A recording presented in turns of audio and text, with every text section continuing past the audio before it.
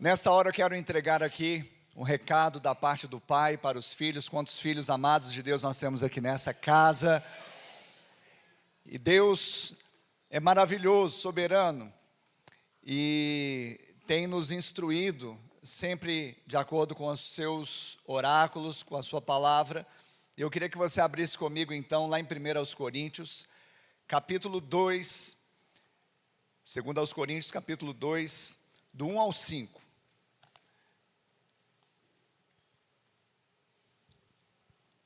E a Bíblia diz assim, em 1 Coríntios, capítulo 2, versículos 1 a 5. Irmãos, quando estive com vocês, anunciando-lhes o mistério de Deus, não o fiz com ostentação de linguagem ou de sabedoria, porque decidi nada saber entre vocês, a não ser Jesus Cristo e este crucificado. E foi em fraqueza, temor e grande tremor que eu estive entre vocês. A minha palavra e a minha pregação não consistiram em linguagem persuasiva de sabedoria, mas em demonstração do Espírito e de poder, para que a fé que vocês têm não se apoiasse em sabedoria humana, mas no poder de Deus. Amém? Aleluia. Pai, essa é a tua palavra. Nós a liberamos nessa hora, certos de que ela é como o orvalho que desce do céu e rega a terra. Pai, assim é a palavra que sai da sua boca, não pode voltar para o Senhor vazia. Pai, no nome de Jesus, toma o teu servo e que haja edificação para a glória do seu nome. Sejamos transformados de fé em fé e de glória em glória. Assim nós oramos e toda a igreja diz amém. Diga glória a Deus. Diga assim, nada mais importa. Essa expressão quer dizer que não há nada mais importante do que algo que nós vamos falar aqui nessa manhã, compartilhar nessa manhã. Esse é o tema da mensagem de hoje, um domingo de ceia. E nesse texto, nós vemos aqui uma saudação ou uma fala de Paulo, dizendo, irmãos, quando estive com vocês, anunciando-lhes o mistério de Deus. Na primeira parte do versículo 1, Paulo está falando assim com aqueles irmãos lá de Corinto. E, evidentemente, quantos leem, perguntam, quando Paulo esteve com eles? Paulo esteve, aqui já é a carta de Paulo, mas Paulo esteve anos atrás, quando da sua segunda viagem missionária a Acaia, região da Acaia. Então, primeiro Paulo, na sua segunda viagem missionária, entrando na Europa, Paulo passou por Tessalônica, depois passou por Bereia, depois chegou até Atenas e dali foi para Corinto. É interessante, se você gosta do entendimento e das nuances de viagens missionárias, Paulo, na verdade, quando ele esteve lá em Tessalônica, a Bíblia vai mostrar que a palavra ali foi resistida. Em Bereia, a palavra foi recebida. Em Atenas, a palavra foi ridicularizada. Mas hoje a palavra de Deus cai num terreno bom e ela vai ser recebida para a glória do Senhor. Amém? E essa palavra chegou ali na capital da Acaia, Corinto, exatamente com o coração aberto daquele povo. Paulo fundou essa igreja e ele vai falar exatamente da mensagem que ele tinha levado a esse povo. Ele está aqui nesse momento falando da mensagem a respeito de Cristo e Cristo crucificado. Aqui ainda no verso 1 ele diz, essa mensagem, essa pregação, eu não o fiz, ou não preguei com ostentação de linguagem ou de sabedoria. Ou seja, ele não pregou, ele não anunciou a palavra querendo impressionar com palavras belas, com palavras eloquentes, com conhecimento humano. E olha que Paulo reunia muitos predicados para isso, sim ou não? Paulo de fato era um homem muito douto, e ele reunia sim todas as credenciais para usar desses recursos, da eloquência, de palavras belas e também de sabedoria humana. Lá em Filipenses, no capítulo 3, nos versos 4 e 6, Paulo mesmo apresenta suas credenciais. E a Bíblia diz nesse texto: é verdade que eu também poderia confiar na carne. Se alguém pensa que pode confiar na carne, eu ainda mais.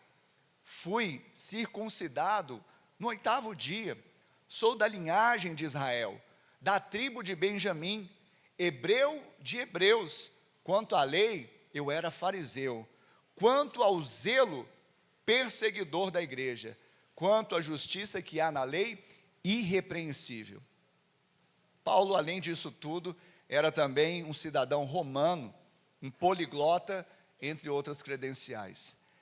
Mas ele sabia que pregadores do evangelho deveriam ser, mais do que oradores, deveriam ser verdadeiras testemunhas de Cristo que pregam a mensagem da cruz. E essa palavra está sobre a sua vida, porque você é pregador do evangelho de Cristo. Então, muito mais do que eloquência, muito mais do que palavras bonitas, muito mais do que sabedoria humana, você tem unção para pregar a mensagem da cruz como testemunha de Cristo. Quantas delas nós temos aqui nesta manhã? Lá em Gálatas 6, versículo 14, Paulo também escreveu dizendo: mas longe de mim gloriar-me, se não, ou seja, exceto na cruz de nosso Senhor Jesus Cristo. Então, se existe uma glória, não está em nós, mas está em Cristo, aquele que foi crucificado, morreu, mas ressuscitou. Quantos podem dar glória a Deus por isso? Então preste atenção, igreja, não são argumentos racionais, não é oratória, não é pressão psicológica, não é emocionalismo, mas é o poder de Deus. E esse poder está chegando agora na sua vida, por meio da palavra e a mensagem da cruz. Aliás, você foi convidado nessa manhã para se sentar à mesa. E a mesa fala da morte, a mesa fala do nosso Cordeiro que foi imolado, que foi morto lá na cruz, mas ressuscitou. É o poder da mensagem da cruz. Esse é o poder da mensagem que Paulo pregava. Loucura para os que se perdem, mas para nós que somos salvos é o poder de Deus. Diga assim: para mim, esta mensagem é o poder de Deus.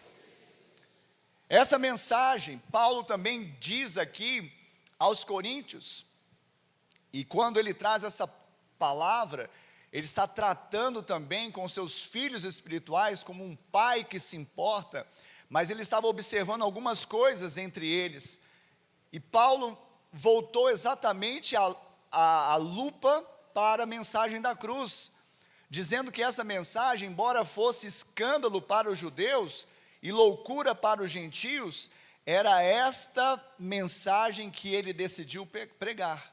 Amém? Quem está aqui comigo? Quem está vivo aí, dá um glória a Deus.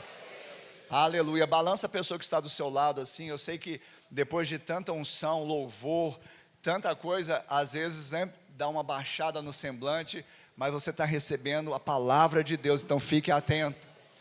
Porque você pode pedir de todas as formas, de todas as maneiras, mas só existe um meio para você aumentar a sua fé. A fé vem pelo ouvir, ouvir a palavra de Deus. Quantos aqui têm ouvidos para ouvir? Aleluia. Então, queridos, Paulo decidiu. Agora chegamos no verso 2, e ele diz: porque decidi nada saber entre vocês, a não ser Jesus Cristo, e este crucificado. Em outras palavras, querido, Paulo estava dizendo: eu até sei, tenho muito conhecimento, mas resolvi não saber. Eu decidi esquecer tudo, exceto o que mais importa. E sabe o que mais importa? Cristo e a sua cruz. E esse é o centro da mensagem. Porque se o grande apóstolo Paulo, apóstolo e enviado aos gentios, um homem que foi separado para aprender a sofrer por causa dessa mensagem, ele se coloca exatamente, mesmo diante de tantas qualificações, decidiu, resolveu nada saber, decidiu, mesmo tendo conhecimento, abrir mão do conhecimento humano ou da sabedoria humana, mas focar no que mais importa, e o que mais importa é Cristo e a sua cruz. Diga assim: nada mais importa. Nada mais importa, não há nada mais importante do que esta mensagem. Esta mensagem, esta cruz, este Cristo não apenas dividiu a humanidade, a história da humanidade em antes e depois de Cristo, mas esta mensagem é um divisor de águas na nossa própria vida. Antes perdido, agora vivo e achado. Quantos aqui foram achados? Quantos aqui foram salvos? Sabe, mas quantas vezes nós ainda nos tornamos inquietos, e dentro das nossas opiniões e achismos, daqui a pouco nós vamos falar sobre isso, nos colocamos turbados, e aquela geração, aqueles irmãos estavam assim, porque muitos ali mesmo tendo recebido tanta graça, tanto amor, fluíam nos dons, mas estavam cheios de opinião, cheios de achismo, cheios de justiça própria, a tal ponto de se dividirem, estarem separados. Então, muitas vezes nós também estamos inquietos, cheios de, opiniões, mesmo tendo recebido a mensagem que importa, a mensagem da cruz, nós dizemos: mas eu quero sinal. Cristo é o poder de Deus. Mas eu quero sabedoria. Cristo é sabedoria de Deus. Mas isso é muito louco. A loucura de Deus é mais sábia do que a dos homens. Mas eu acho isso muito fraco, alguém morrer na cruz. A fraqueza de Deus é mais forte do que dos homens. Você recebe isso nessa manhã? E é exatamente por isso que nós escolhemos a loucura, a fraqueza, para receber o poder e a sabedoria. Nós estamos aqui reunidos para cear. Nós estamos aqui chamados à mesa para fazermos um memorial. E esse memorial não é outro senão da morte de Cristo. E esta morte de cruz. Então diga assim: nada mais importa. O que de fato importa é o quê? Cristo e este crucificado. Agora preste atenção. A cruz nos iguala. Essa mensagem é escandalosa, porque a cruz deixa os homens iguais uns aos outros. Sobretudo aqueles que receberam essa mensagem se tornaram filhos. Então você não é mais filho do que o irmão que está do seu lado. Diga assim para o irmão que está ao seu lado: que bom que nós somos filhos amados de Deus. Amém. E eu tenho uma boa notícia para você. Embora alguns se achem filhos prediletos. Quantos se acham filhos? Não tem problema nenhum. Não tem problema, mas eu quero te falar algo verdadeiro. Deus não tem filhos prediletos. Porque Deus não faz acepção de pessoas. Agora, as atitudes vão mostrar se você realmente vive como filho amado de Deus. Enquanto outros, mesmo sendo, não vivem. Sabe João? A gente fala assim: João é o discípulo amado. Mas sabe quem escreveu isso? Que era o discípulo amado? Ele mesmo. Quem está aqui comigo? Fala assim: eu sou filho amado. Mas sabe por que você é filho amado? Porque a cruz nos nivelou, nos igualou. Por isso todos quantos o receberam, Deus deu-lhes o poder de serem filhos amados de Deus. Você pode glorificar o nome dele? Por isso que nada mais importa senão Cristo e este crucificado. Mas a cruz, além de nos igualar, ela também nos constrange. Por quê? Porque se somos filhos, e como nós falamos, somos amados, que amor é esse? De ter me amado sem eu merecer. Então nós somos constrangidos pelo amor de Deus, a cruz nos constrange. É impossível nós nos depararmos, nos achegarmos aos pés da cruz e não ficarmos constrangidos com tão grande amor. A cruz nos iguala, a cruz nos constrange, a cruz nos quebranta. Porque na cruz nós vemos que todos, quantos? Quantos, igreja? E no original grego? Todos também. Todos carecemos da graça de Deus. A cruz nos quebranta na medida em que não há nenhum justo, nenhum sequer. Então todos nós somos carentes da glória, da graça de Deus. Mas que bom que quando nós vamos até Ele, Ele abre um lugar chamado trono da graça, onde nós podemos receber socorro em ocasião oportuna.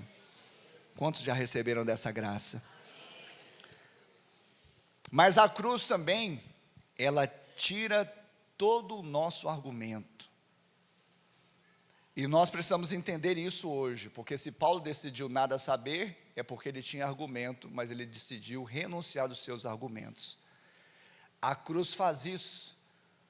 A cruz, ela faz com que nós renunciemos a toda e qualquer justiça própria. Porque na medida em que eu olho para a cruz, eu vejo que Jesus sim era inocente. E o justo morreu por pecadores. A cruz, ela então tira todo o nosso argumento. A cruz nos faz esvaziar de nossos achismos, de nossas opiniões, de nossas vontades, de nossas razões. E ô geração cheia de opinião. A minha também, quem nasceu na década de 70, também era cheio de opinião. Alguns antes de mim falaram que havia uma geração que falava Cristo sim, igreja não, cheio de opinião. Tem jeito disso?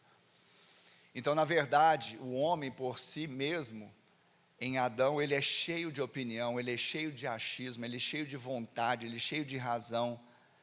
E por isso a cruz nos faz esvaziar desses achismos, dessas opiniões, dessas vontades, das nossas próprias razões. Porque a nossa justiça não produz, a nossa ira não produz a justiça de Deus. A cruz também nos faz enxergar o que mais importa. E sabe o que mais importa? É o que Ele pensa de você. Sabe o que mais importa? É o que Ele pensa para você. Você recebeu isso? Você está processando, né? Que é uma verdade tão gloriosa, né? E simples, singela. O que mais importa é o que Ele pensa de você. O que mais importa é o que Ele pensa para você. E pelo que consta, o Senhor diz, e ouça o que o Senhor diz: eu é que sei os pensamentos que tenho a seu respeito, diz o Senhor, pensamentos de paz e não de mal, para dar a vocês um fim desejável, um futuro glorioso. Quantos recebem essa palavra no nome de Jesus? Isto é o que mais importa. Você pode aplaudir o Senhor Jesus, porque Ele fez essa obra lá na cruz. Como nós, o homem em Adão, é cheio de opinião, ele também fica cogitando em coisas que não procedem. Mas o que mais importa não é o que eu penso a respeito de mim mesmo, não é o que o outro filho de Adão pensa a meu respeito, não é o que o diabo diz a meu respeito, mas é o que Deus diz a meu respeito. É o que Deus pensa de mim em Cristo, e o que pensa para mim, a obra que Ele deixou para que eu cumprisse e glorificasse o seu santo nome. Então eu quero falar, querido, e preste bastante atenção. Talvez você está com um problema, e não tem problema, viu? Quem tem problema aí? Já falei isso, né? Você só não pode ser um problema, combinado? Mas ter problema faz parte do processo, porque problema talvez seja para o ímpio, para o incircunciso, para o filho de Belial, mas para o crente, quantos deles nós temos aqui nessa manhã? É uma oportunidade para a manifestação do poder de Deus.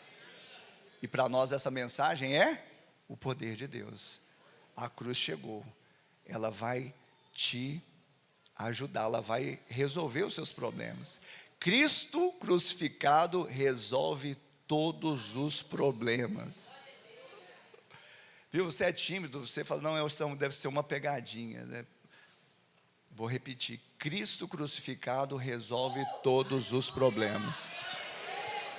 Amém, Jesus?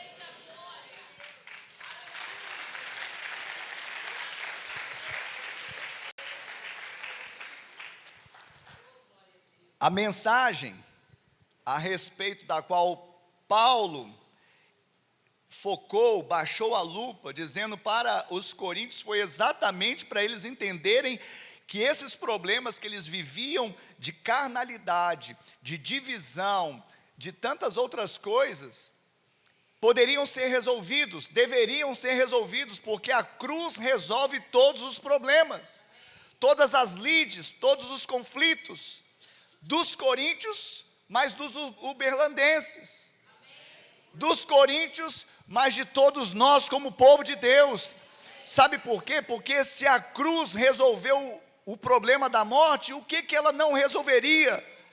A cruz cessou o maior e o último inimigo a ser vencido, a morte. Jesus morreu, ressuscitou, resolveu o maior problema da humanidade. O que a cruz não resolve então? O que essa mensagem não poderia fazer na nossa vida? Então diga assim, nada mais importa. Mas essa palavra, nada mais importa, dessa mensagem que está baseada aqui em 1 Coríntios capítulo 2, de 1 a 5, ela precisa encontrar realmente um bom terreno nas nossas vidas, porque não apenas repetir essa palavra, uma frase de efeito, mas viver.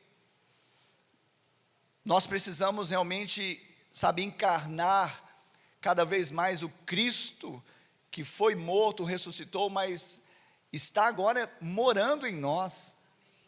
E na medida que Ele habita em nós, que nós agora vivemos para Ele, nós temos uma outra dimensão desta vida. As pessoas que não tomaram essa realidade, elas ainda vivem aterradas nas coisas desta terra. A esperança dela ainda se restringe a Cristo somente nas coisas desta terra. E por isso vivem atribuladas, vivem contabilizando problemas, ao invés de ver o poder de Deus agindo nos problemas. Às vezes as pessoas estão reféns dos sentimentos exatamente porque esqueceram a respeito daquilo que Deus pensa delas. E é isso que mostra a cruz, mostra o que Deus pensa sobre nós. Então nada mais importa. Então nós precisamos entender isso. E quando nós olhamos para a vida de Paulo, nós vemos exatamente isso. Lá em Atos 20, 24, Paulo disse assim, preste atenção. Porém em nada considero a vida preciosa para mim mesmo, desde que eu complete a minha carreira e o ministério que recebi do Senhor, para testemunhar o evangelho da graça de Deus.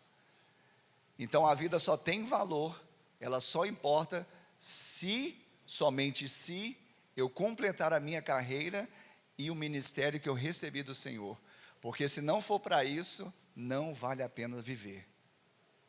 Tem algum crente aqui nessa manhã que pode dizer amém? Tem uma canção, né, que ele fala que se não for para te servir, para que eu nasci, né? Você pode dizer isso? Se não for para te servir, para que eu nasci. Então a vida só tem sentido, só tem valor, só importa se importar o projeto de Deus para que eu complete a minha carreira e o ministério que eu recebi do Senhor. Para testemunhar quem? Acerca de mim mesmo? Acerca da minha personalidade?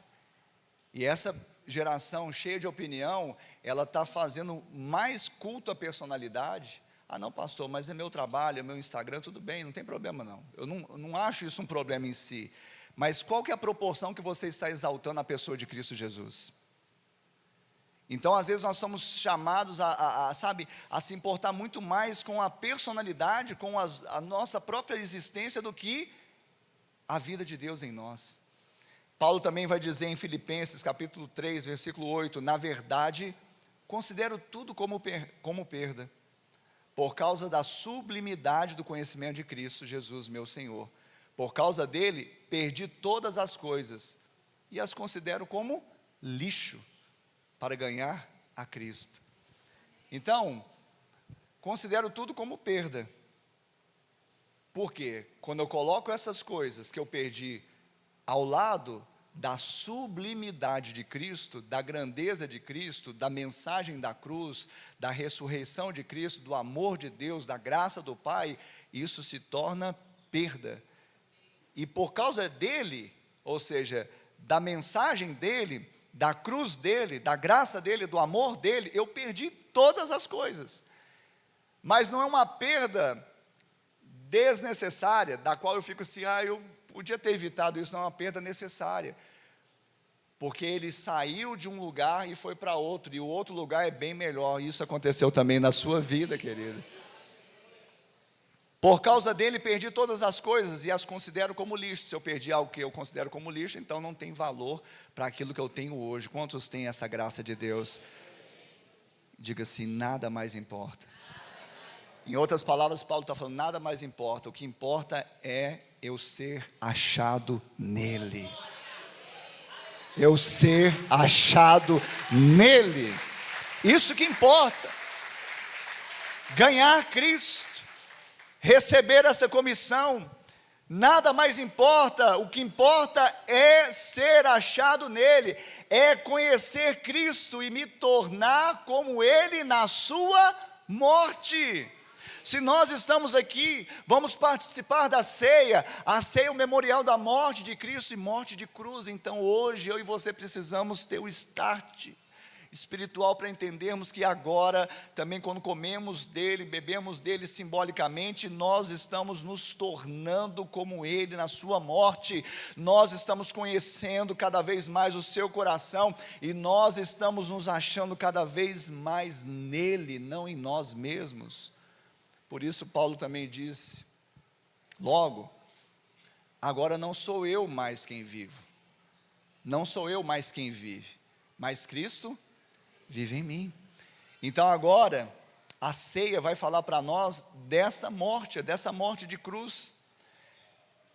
E quando nós comparecemos aqui diante dessa mesa, nós precisamos entender que a cruz vai falar exatamente desse problema.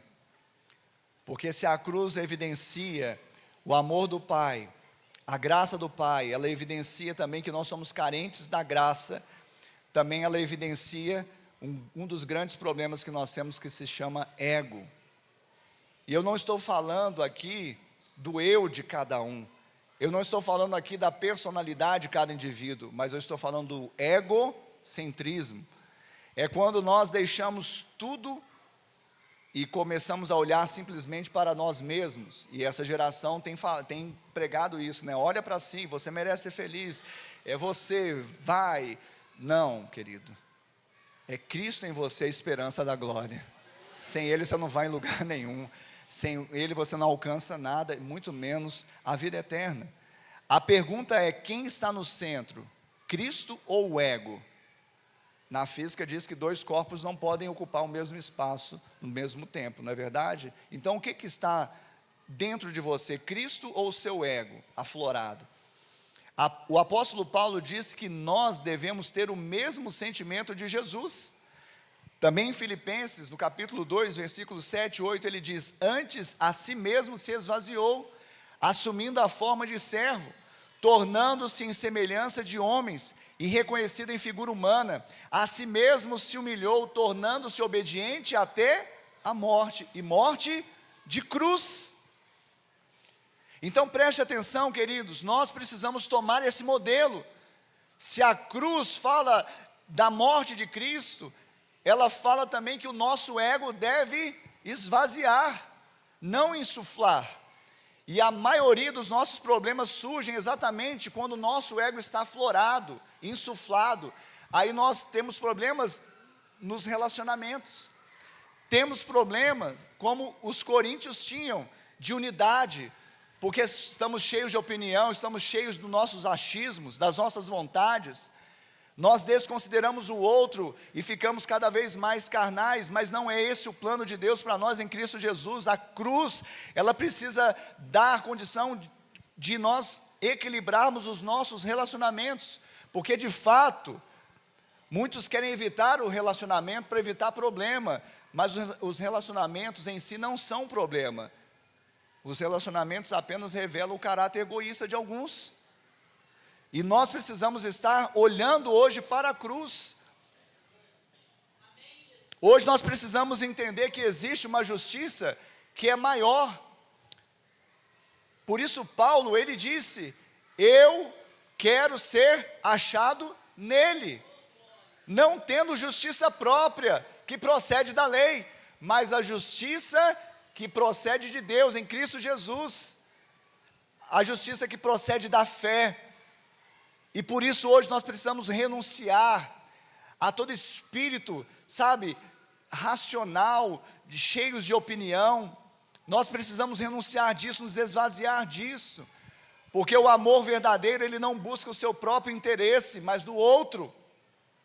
Hoje nós precisamos entender que não precisamos mais de 101 opiniões, argumentos para mudar as nossas opiniões. Nós só precisamos de uma coisa: olhar para a cruz, olhar para a mensagem de cruz, porque lá encerra todo o argumento, lá encerra toda a justiça própria. A gente vai cheio de justiça própria, chega na cruz, acaba, porque lá não tem espaço para a razão, tem espaço para a fé. Você já ouviu aquela frase, né? O que você prefere? Ter razão ou ser feliz?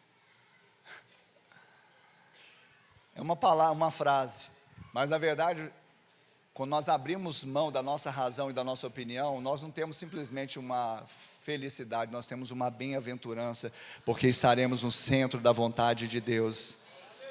Então nós não podemos ser assim, sabe, cheios de opinião.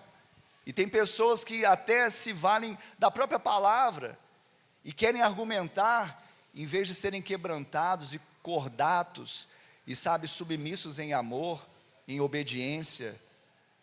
E às vezes as pessoas estão vivendo uma vida, às vezes até carnal, mas se estribam nos seus próprios achismos, nos seus próprios atalhos. Nós não podemos viver assim. Nós precisamos olhar para a cruz, porque o amor verdadeiro, ele é altruísta, ele pensa no outro, ele é doador, ele sofre, ele suporta, ele espera, e é esse amor que Deus tem derramado nas nossas vidas. E esse texto que nós lemos, ele vai mostrar exatamente isso.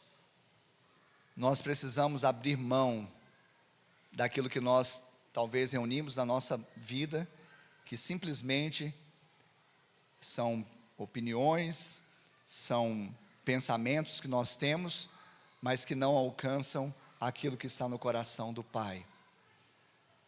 Nós precisamos entrar no lugar de dependência e ouvir a voz de Deus.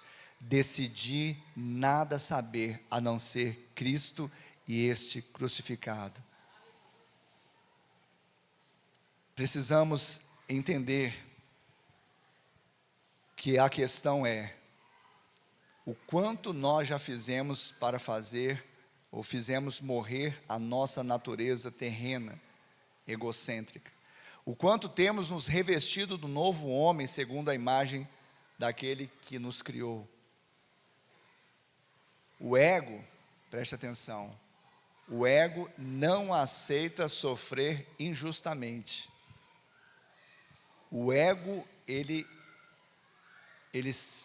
não aceita sofrer injustamente. Mas olha só o que diz a palavra de Deus em 1 Pedro 2:20. Pois que glória há, se pecando, e sendo castigados por isso, vocês o suportam com paciência? Se entretanto, quando praticam o bem, vocês são igualmente afligidos e o suportam com paciência, isto é agradável a Deus. Ou seja, se você sofre dando causa, que graça tem? Mas se você às vezes vai sofrendo dano, isso vai ser agradável a Deus, porque você abriu mão da sua justiça própria para viver a justiça da fé. E a medida da bênção de Deus vai ser muito maior do que qualquer outro poderia dar para você. Porque agora não é você mais quem vive, mas Cristo vive em você. Diga assim: nada mais importa. Nada mais importa. Ou seja, não há nada mais importante. Então que hoje nós deixemos todos os nossos argumentos e façamos como Paulo, que disse: porque decidi nada saber entre vocês, a não ser Jesus Cristo e este crucificado. Que nós possamos renunciar na nossa justiça própria, que nós possamos realmente abrir mão das nossas opiniões e achismos, que nós possamos abrir mão dos nossos ressentimentos e das nossas, cercas emocionais para evitar o relacionamento, porque nós não temos paciência, nós não temos um coração talvez humilde para, abrir mão, mesmo sabendo, nós fazemos como se não soubéssemos, para considerarmos o que mais importa, a cruz do nosso Senhor Jesus Cristo. Porque diante dela não há nenhum justo, não há nenhum que pode bater no peito e falar: eu tenho razão, eu sou justo, eu fiz por onde eu tenho mérito. Não, a cruz encerra essa fala, esse dilema. Porque lá na cruz, Jesus, que tinha todo o direito, ele suportou ali tudo que veio sobre ele. Então lá ele tinha todo o direito, mas não usurpou o direito, não se apropriou dele. Lá na cruz, ele não conheceu o pecado, mas se fez pecado por nós. Jesus, na cruz, poderia condenar, mas ele decidiu perdoar. Jesus sempre teve vontade própria, mas lá na cruz, ele escolheu a vontade do Pai. Na cruz ele foi insultado, mas não revidou com insulto. Na cruz ele foi maltratado, mas não fez ameaça. Antes entregou-se àquele que julga retamente. E o que veio sobre Jesus? A Bíblia diz em Filipenses 2:9: por isso também Deus o exaltou sobremaneira e lhe deu o nome que está acima de todo nome. Escolha a mensagem da cruz. Escolha nada saber a não ser Cristo e Cristo crucificado, porque ainda que por breve momento você seja, moído, você seja insultado, você talvez seja preterido, esquecido, mas se entregando àquele que julga retamente, ele vai olhar e ele já está com a destra estendida. Porque a mão do Senhor não está encolhida para não salvar, e nem seus ouvidos cerrados que não possa ouvir. Ele está ouvindo o seu clamor. Ele está com as mãos estendidas para te salvar. E no final do processo, não que Deus decidiu nos humilhar, ao contrário, nós na cruz nos humilhamos a nós mesmos. Porque, como Paulo diz, nós lemos Gálatas 6,14: longe de mim me gloriar, senão na cruz de Cristo. Por meio dela, eu estou crucificado para o mundo e o mundo para mim. Ou seja, cada dia eu levo um pouco mais da minha cruz, que é o quê? Fazer morrer a minha vontade, para viver a vontade de Deus. Mas quem faz a vontade de Deus vive para sempre. Quem faz a vontade de Deus experimenta o que é bom, perfeito e agradável. Quem está no centro da vontade de Deus experimenta aquilo que pessoas não experimentam, porque já foram recompensadas. Se tem justiça própria, já foi recompensado, uma medida pequena. Mas aquele que abriu mão da justiça própria para viver a justiça que procede da fé e se humilhou, esse vai viver o que? A exaltação. Porque a palavra diz: humilhe-se, pois, debaixo da poderosa mão de Deus, para que em tempo oportuno eu o exalte. O Senhor está exaltando homens, mulheres, filhos e filhas aqui nessa manhã, porque estão decidindo nada saber, no casamento, sabe, o casal, o cônjuge cheio de opinião, para com isso.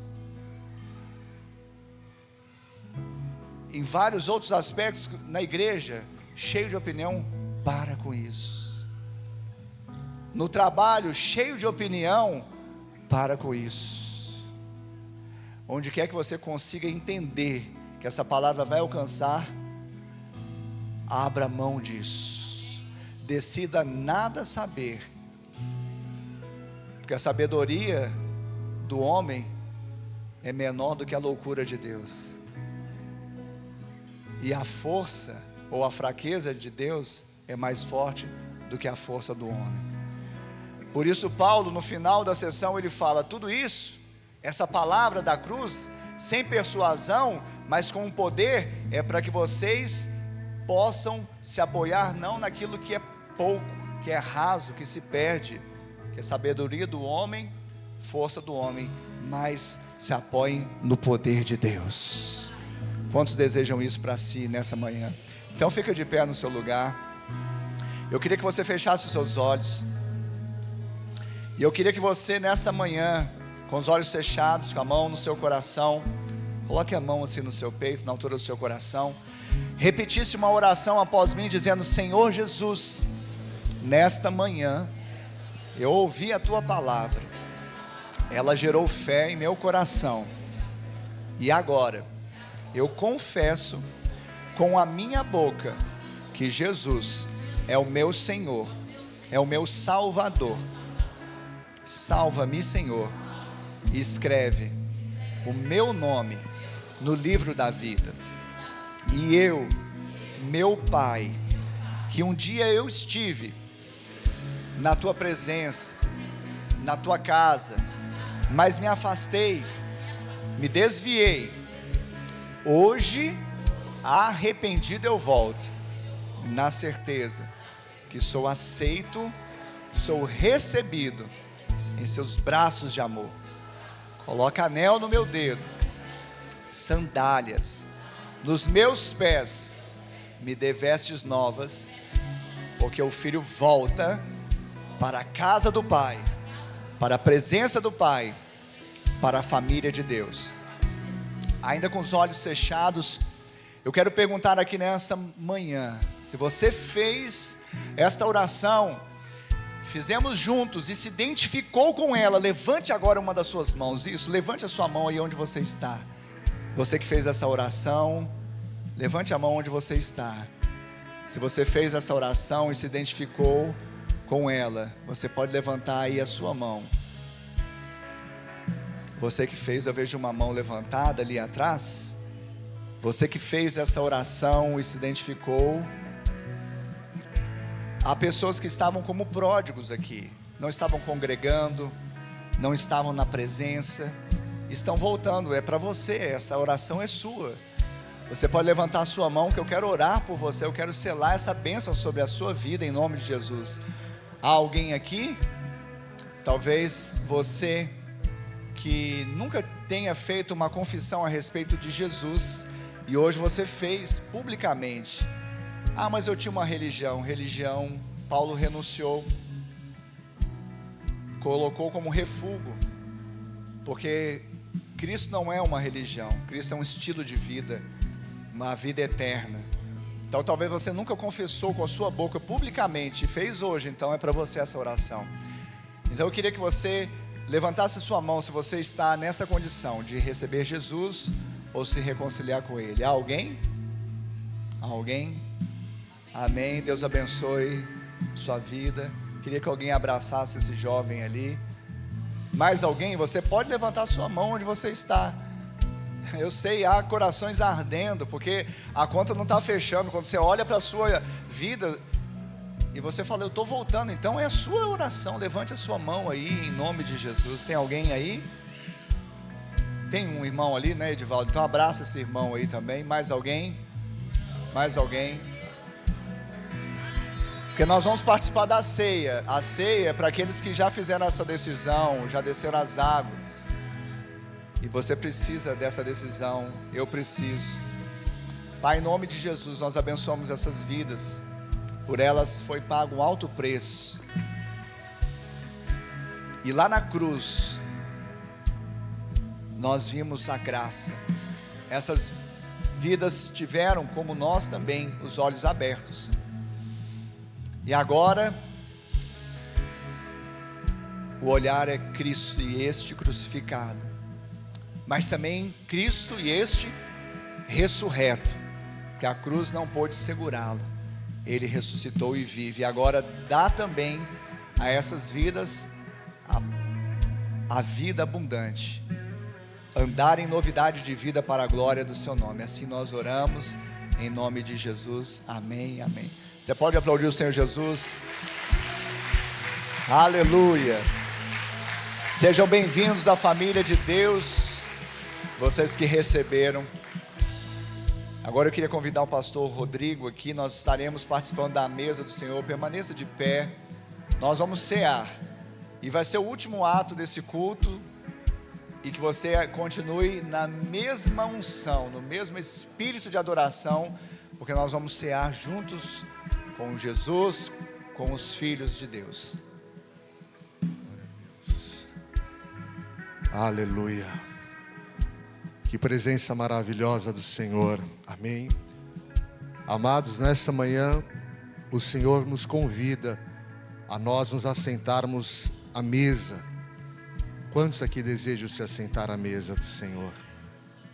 O Senhor Jesus, Ele ensinou a Nicodemos em João 3 que nós precisamos nascer de novo, e Ele ensinou que aquele que nascer da água e do Espírito, e um dos sinais daquele que nasceu de novo por meio do arrependimento é o batismo. E quando nós olhamos para a mesa, eu estava meditando num texto, e eu não quero me prolongar. O pastor Ricardo ministrou uma palavra tão poderosa aqui sobre a cruz. Mas Jonatas, filho de Saul, ele tinha um filho chamado Mefibosete, que ele ficou aleijado. E Mefibosete, quando ele nasce, ele nasceu sendo filho e sendo neto de rei.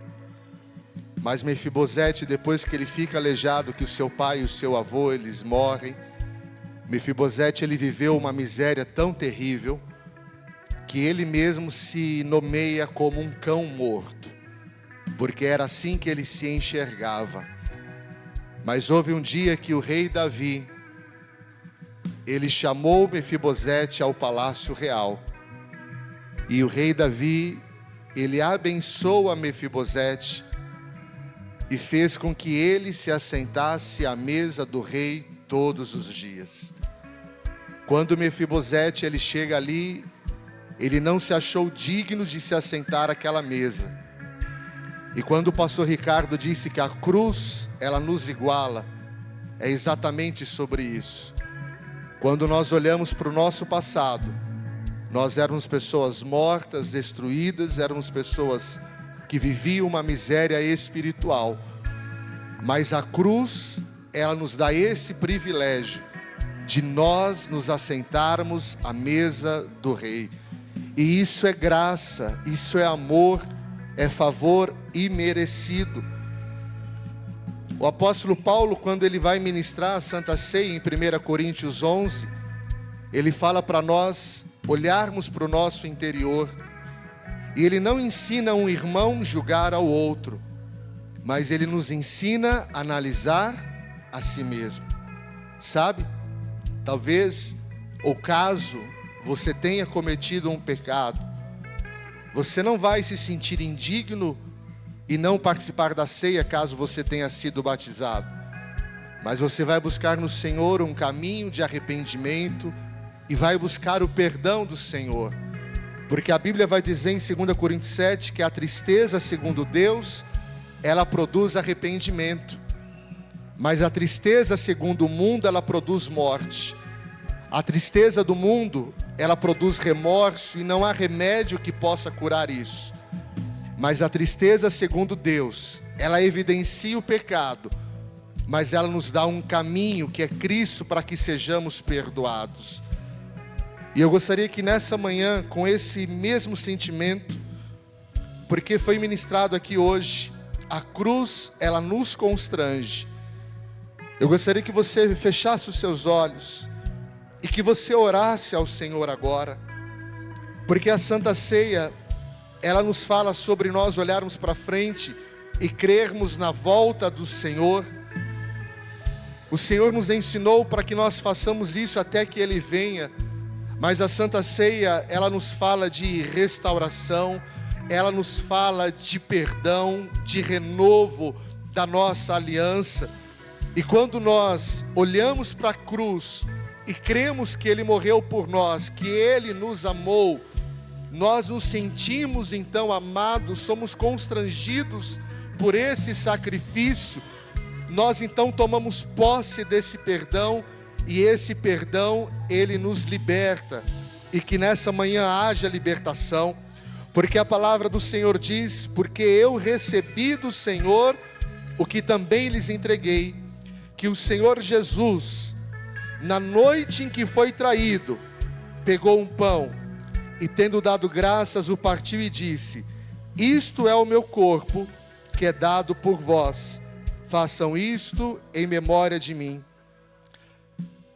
Do mesmo modo, depois da ceia, pegou também o cálice, dizendo: este cálice é a nova aliança no meu sangue. Façam isso todas as vezes que o beberem em memória de mim. Porque todas as vezes que comerem este pão e beberem o cálice, vocês anunciam a morte do Senhor até que Ele venha. Até que Ele venha. Levante este pão na tua mão, este cálice. Enquanto nós louvamos aqui, ore ao Senhor agora. A tristeza, segundo Deus, produz arrependimento. Quando o pastor disse que a cruz nos iguala, e nós olhamos para Judas e nós olhamos para Pedro, ambos pecaram. O texto vai dizer que Judas, ele pede perdão, ele entende que ele errou, ele devolve as moedas, mas ele não se sente perdoado e ele tira a própria vida. Mas Pedro, ao olhar para a cruz e receber esse perdão, Deus inicia uma nova história na vida dele. E a cruz, a Santa Ceia é sobre isso, é sobre renovo, é sobre você começar uma nova história na tua vida.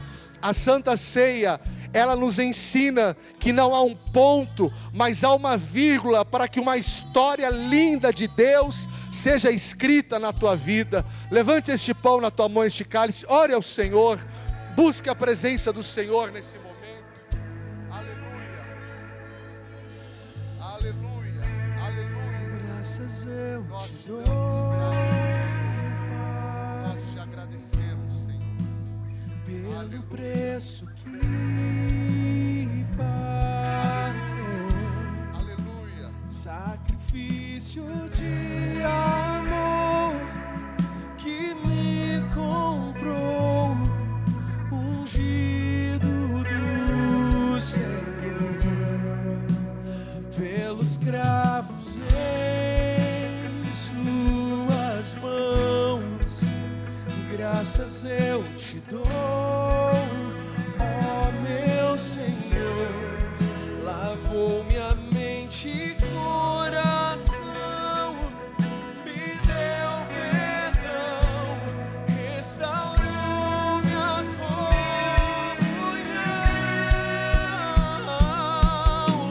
Digno é o Senhor,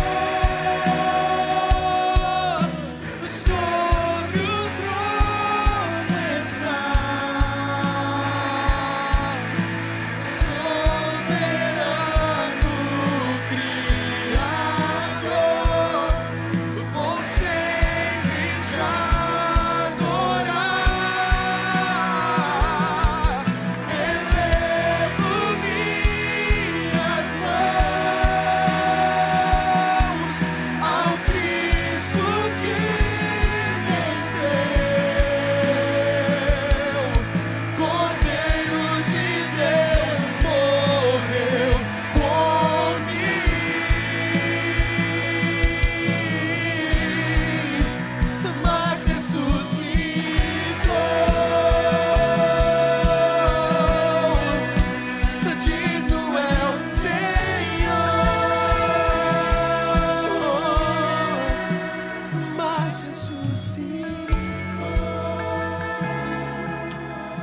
Senhor, nós te adoramos, nós te amamos. Obrigado, Senhor Jesus, pela tua entrega. Obrigado, Senhor Jesus, pelo teu amor, pelo teu sacrifício. Nós não merecíamos, nós éramos pecadores e o Senhor morreu por nós. E nós recebemos e nos apropriamos do teu amor e do teu perdão, crendo que hoje nos tornamos teus filhos amados. Aleluia. O Senhor Jesus disse: os vossos pais comeram do maná no deserto e morreram, mas eu sou o pão vivo que desceu dos céus. Quem comer deste pão não morrerá, mas viverá para sempre. Levante este pão, o pão da vida que representa o corpo de Cristo, e coma deste pão por meio da comunhão, por meio do perdão, por meio do amor derramado naquela cruz. Coma deste pão, o pão da salvação, o pão da libertação, o pão da vida.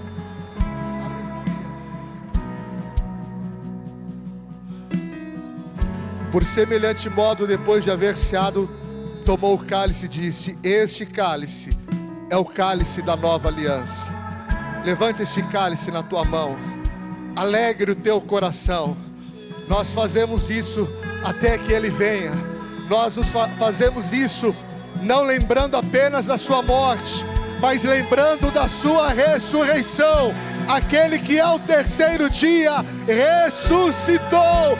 Beba o cálice da tua vitória. Aleluia. Digno é o Senhor,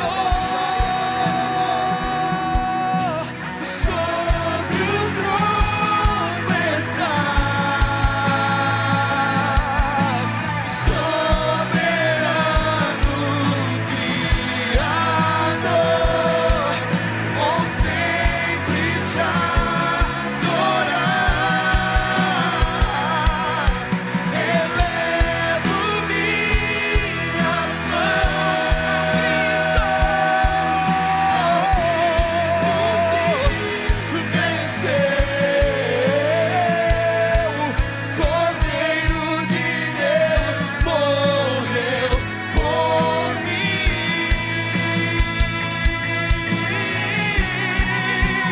mas ressuscitou.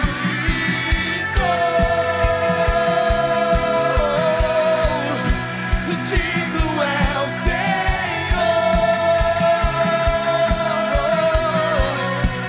mas ressuscitou.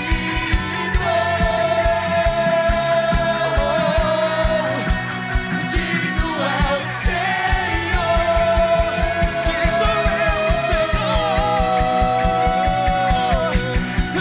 digno é o Senhor, sobre o trono glorioso Ele está, o vencedor, o soberano Criador,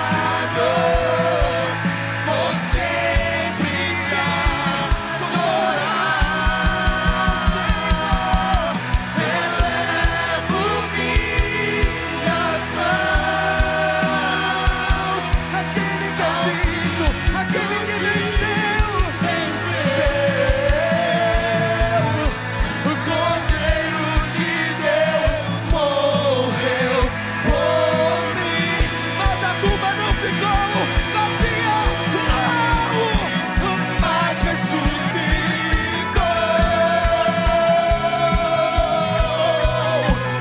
Digno é o Senhor, mas ressuscitou. Digno é o Senhor, digno é o Senhor, mas ressuscitou. Ele venceu, mas ressuscitou.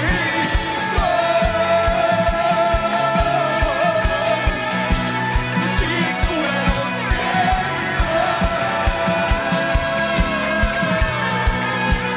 mas ressuscitou.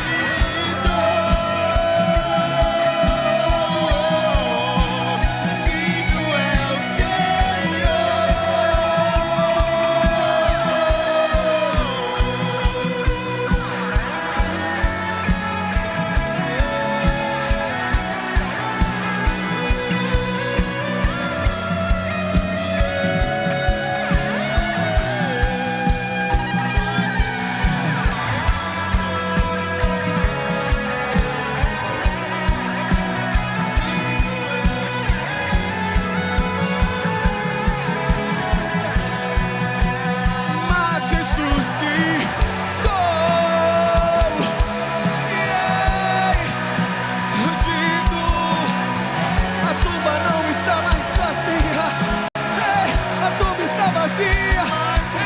ressuscitou, Ele venceu, Ele venceu. Digno é, junto com os anjos, declara igreja, e digno é o Senhor, sobre o trono está.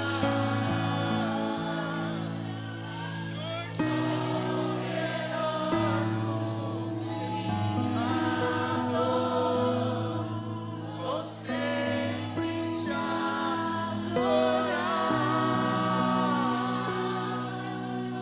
Elevo minhas mãos ao Cristo que venceu, Cordeiro de Deus morreu por mim,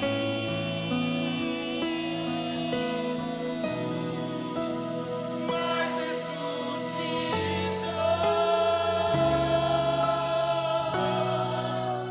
Digno é o Senhor, mas ressuscitou.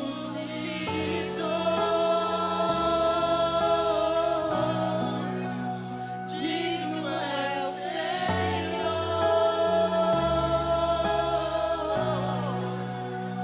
Aleluia! Glória a Deus! Aleluia!